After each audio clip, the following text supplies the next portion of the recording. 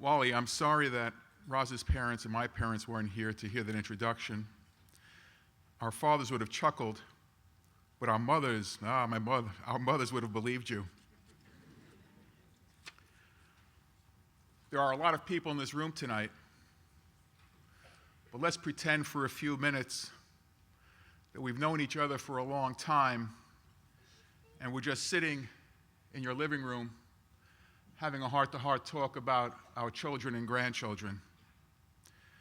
Growing up, we are taught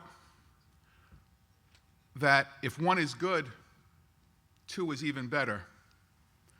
A double portion of dessert, 2-for-1 ticket prices, 2 scoops of ice cream, you get the message. But what happens when that double portion is an extra chromosome? The answer is simple but very complicated at the same time. It's called Down syndrome. I think back to when our grandson Nathaniel was born with that extra chromosome. I was furious.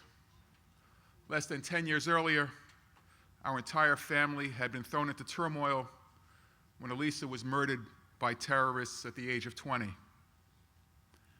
After hearing the diagnosis, I slammed my hand on the kitchen counter and I screamed, "Enough. This is not right. I'm done. Why should my children have to cope with this? Where is God's mercy and compassion?" That night was Yom Kippur. I had a full dinner and stayed home from synagogue. God, I thought, should be asking my children for forgiveness. And if he wanted to find me that night, well, he could do so at my home. And for the first time in 60 years, I did not attend Yom Kippur services. But 25 hours later, I was at peace with myself and the Almighty and began to appreciate that life is more than a game of Monopoly, and God does not give out get-out-of-jail-free cards. When my daughter Gail and I were talking about it the next day, she said, "Dad, you've been working every day for 10 years to stand up for your beliefs. Yep, you felt let down, so you didn't work for a day. It's over, and back to work you go. It was a wildcat strike."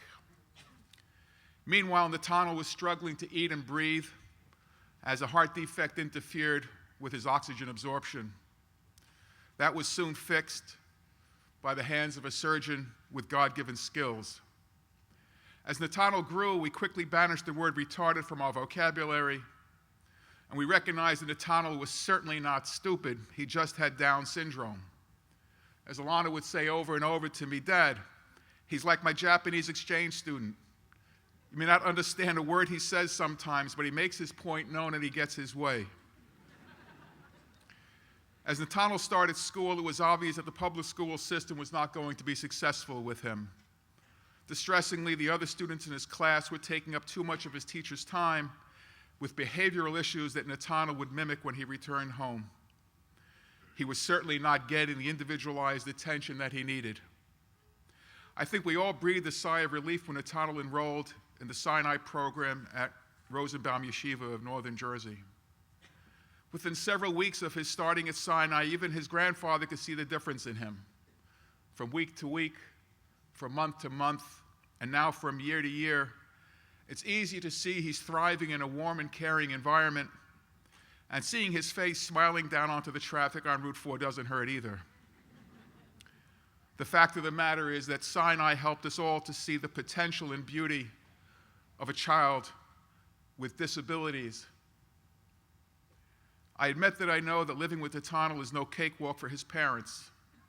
He's a button pusher, and when he's in a mood, I want to head for the hills. Well, in fact, I do head for the hills.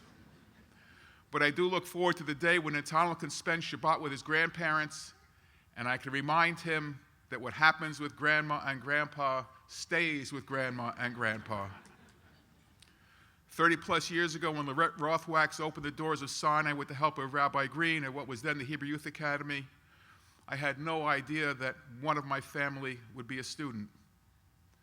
All I can say today is, thank God there is a program called SINAI, and that my favorite Down syndrome grandson can benefit from it. Thank you.